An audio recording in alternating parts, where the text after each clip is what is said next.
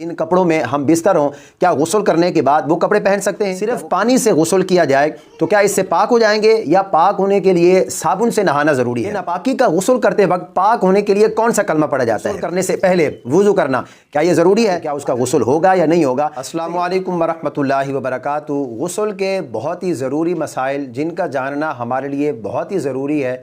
आज की इस वीडियो में मैं आपके साथ वो मसाइल शेयर करने जा रहा हूँ, इसलिए कि तहारत ये नमाज की कुंजी है। नमाज के लिए तहारत ज़रूरी है। बड़े अफसोस के साथ ये बात कहनी पड़ती है कि काफ़ी सारे लोग ऐसे हैं कि जिन्हें गुस्ल करने का तरीका ही मालूम नहीं होता, गुस्ल के फ़राइज़ मालूम नहीं होते।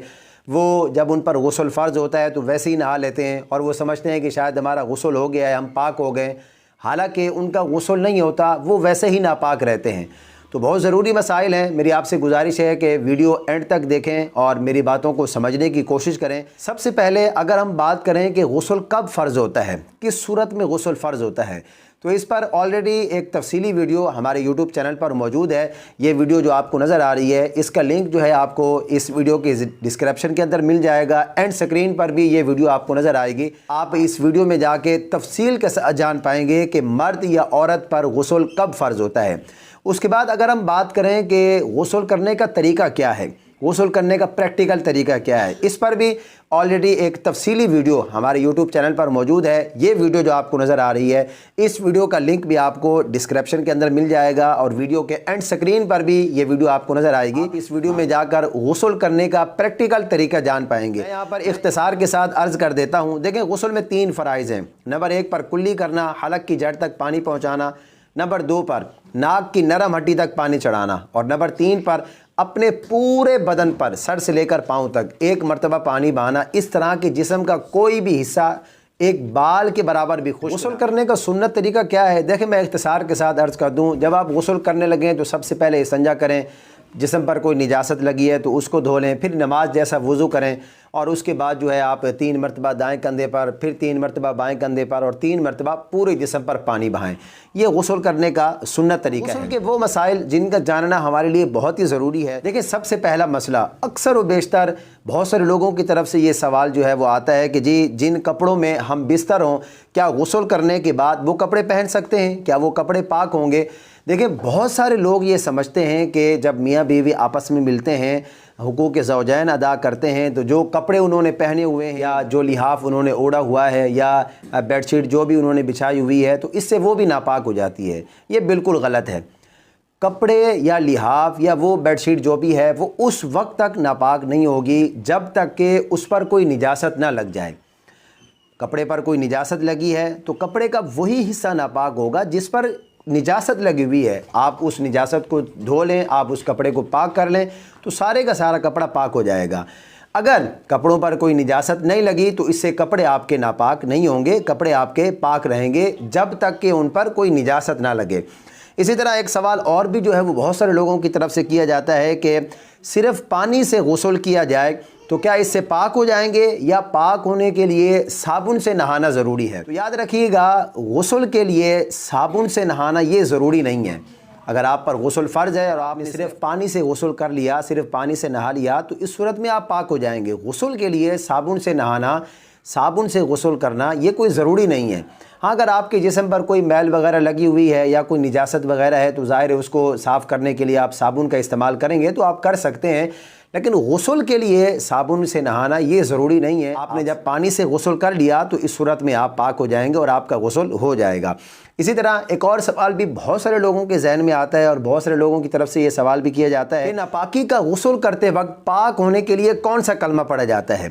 देखें, ये बहुत बड़ी गलतफहमी लोगों के अंदर पाई जाती है। बहुत सारे लोग ये समझते हैं कि जब उन पर गुस्ल फ़र्ज़ होता है तो पाक होने के लिए कलमा पढ़ना ये ज़रूरी है।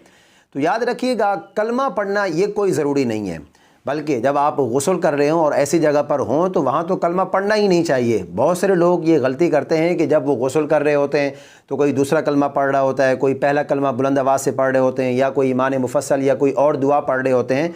तो ऐसी जगह पे कलमा पढ़ना ये बिल्कुल जायज़ ही नहीं है। कलमा पढ़ने से बंदा पाक नहीं होता, पानी से बंदा पाक होता है। तो गुस्ल करते वक्त कोई कलमा जो है वो नहीं पढ़ना चाहिए और ना ही ऐसी जगह पे कलमा पढ़ना या जिक्र करने की कोई इजाज़त है। इसी तरह एक और सवाल भी है कि गुस्ल करने के बाद वही कपड़े पहन सकते हैं جو غسل سے پہلے پہنے ہوئے تھے، کیا اگر وہی کپڑے پہن لیے تو اس سے غسل دوبارہ کرنا پڑے گا؟ کیا بدن ناپاک ہو جائے گا؟ دیکھیں ایسا بالکل نہیں ہے، آپ غسل کرنے کے بعد وہی پہلے والے کپڑے بھی پہن سکتے ہیں۔ اگر ان پر کوئی نجاست نہیں لگی ہوئی تو پھر تو درست ہے، اس میں کوئی حرج نہیں ہے۔ اور اگر ان کپڑوں پر کوئی نجاست وغیرہ لگی ہوئی ہے، وہ نجاست آپ کے بدن پر لگ جاتی ہے تو بدن کا وہی حصہ ناپاک ہوگا، اس سے آپ کا غسل نہیں ٹوٹے گا۔ ایسا نہیں ہے کہ آپ کو دوبارہ غسل کرنا پڑے گا، نہیں، بلکہ جسم کے جس حصے پر وہ نجاست وغیرہ لگی ہے وہی حصہ آپ جو ہے وہ دھو لیں، آپ کو دوبارہ غسل کرنے کی ضرورت نہیں ہے۔ اور اگر ان کپڑوں پر کوئی نجاست نہیں لگی ہوئی تو آپ غسل کرنے کے بعد وہی کپڑے دوبارہ پہن سکتے ہیں۔ ایک سوال اور بھی کیا جاتا ہے کہ کیا غسل کرنے سے وضو ہو جاتا ہے؟ کیا غسل کرنے کے بعد ہم بغیر وضو کیے جو ہے وہ نماز پڑھ سکتے ہیں، قرآن کی تلاوت کر سکتے ہیں؟ دیکھیں بالکل غسل کرنے کے بعد وضو ہو جاتا ہے۔ وضو میں 4 فرض ہیں: چہرے کا دھونا، دونوں ہاتھوں کو کونیوں سمیت دھونا، چوتھائی سر کا مسح کرنا، دونوں پاؤں کو ٹخنوں سمیت دھونا۔ تو جب آپ غسل کر رہے ہوتے ہیں، وضو کے ان اعضاء پر پانی بہہ جاتا ہے تو اس صورت میں آپ کا وضو بھی ہو جاتا ہے۔ غسل کرنے کے بعد اگر کوئی ایسا معاملہ پیش آیا کہ جس سے وضو ٹوٹ جاتا ہے، تب تو آپ کا وضو فاسد ہو جائے گا، آپ کو نماز پڑھنے کے لیے، قرآن پڑھنے کے لیے دوبارہ وضو کرنا پڑے گا۔ اور اگر غسل کرنے کے بعد کوئی ایسا معاملہ پیش نہیں آیا کہ جس سے وضو ٹوٹ جاتا ہے تو آپ کا وضو باقی ہے، آپ اس سے نماز بھی پڑھ سکتے ہیں اور اس سے قرآن کی تلاوت بھی کر سکتے ہیں۔ اسی طرح ایک اور سوال بھی کیا جاتا ہے کہ غسل کرنے سے پہلے وضو کرنا کیا یہ ضروری ہے؟ اگر کسی شخص نے غسل کرنے سے پہلے وضو نہیں کیا تو کیا اس کا غسل ہوگا یا نہیں ہوگا؟ دیکھیں غسل کرنے سے پہلے وضو کرنا یہ کوئی ضروری نہیں ہے، یہ سنت مبارکہ ہے، مسنون طریقہ ہے۔ اگر کوئی شخص غسل کرنے سے پہلے وضو نہیں کرتا، بغیر وضو کیے ڈائریکٹ وہ شاور کے نیچے کھڑا ہو جاتا ہے یا کلی کر کے ناک میں پانی ڈال کے وہ مگے وغیرہ سے پانی ڈالنا شروع کر دیتا ہے، وضو نہیں کرتا غسل سے پہلے، تو اس کا غسل جو ہے بالکل درست ہوگا۔ اور غسل کے بعد اگر اس طرح کا کوئی معاملہ نہیں ہوا جس سے وضو ٹوٹ جاتا ہے تو اس کا وضو بھی ہو جائے گا، اس سے وہ نماز بھی پڑھ سکتا ہے اور قرآن کی تلاوت بھی اور دیگر عبادات بھی کر سکتا ہے۔ اسی طرح ایک اور انتہائی اہم مسئلہ جو لوگوں کے ذہن میں آتا ہے، بہت سارے لوگ یہ سوال بھی کرتے ہیں کہ اگر پورے کپڑے اتار کر غسل کیا اور شرمگاہ پر جو ہے وہ نگاہ پڑ گئی تو کیا اس سے ہمارا وضو ہو جائے گا، غسل ہو جائے گا؟ کیا ہم غسل کرنے کے بعد اب ہمیں دوبارہ وضو کرنے کی ضرورت نہیں ہے؟ یعنی عام سے لفظوں میں اگر آپ اس کو سمجھیں تو کیا سطر کے کھلنے سے وضو ٹوٹ جاتا ہے یا نہیں ٹوٹتا؟ دیکھیں سطر کے کھلنے سے وضو نہیں ٹوٹتا۔ اگر آپ سارے کپڑے اتار کر غسل کر رہے ہیں، برہنہ ہو کر غسل کر رہے ہیں، تو اس سے آپ کا غسل بھی ہو جائے گا اور آپ کا وضو بھی ہو جائے گا۔ اب ایسا نہیں ہے، کیونکہ بہت سارے لوگ یہ سمجھتے ہیں کہ سطر کھل جائے، گھٹنا اگر ننگا ہو جائے یا اسی طرح کپڑے تبدیل کر لیے جائیں تو اس سے وضو ٹوٹ جاتا ہے۔ ایسا بالکل نہیں ہے۔ اگر آپ یہ جاننا چاہتے ہیں کہ وضو کن چیزوں سے ٹوٹ جاتا ہے تو اس پر بھی آلریڈی ایک تفصیلی ویڈیو ہمارے یوٹیوب چینل پر موجود ہے۔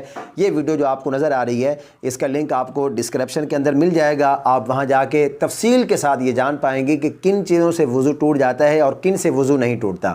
تو یہ غسل کے بہت ہی ضروری مسائل تھے جن کا جاننا ہمارے لیے بہت ہی ضروری ہے۔ مجھے امید ہے یہ تمام باتیں آپ کی سمجھ میں آ گئی ہوں گی۔ ویڈیو کو صدقہ جاریہ سمجھ کر اپنے دوستوں کے ساتھ زیادہ سے زیادہ شیئر کیجئے تاکہ ان کے علم میں بھی اضافہ ہو سکے، وہ اس پر عمل کریں گے تو اس کا آپ کو بھی ثواب ہوگا۔ مجھے اپنی خاص دعاؤں میں ضرور یاد رکھیے۔ اللہ پاک ہم سب کو صحیح معنوں میں دین متین کو سیکھنے، سمجھنے اور اس پر عمل کی توفیق عطا فرمائے۔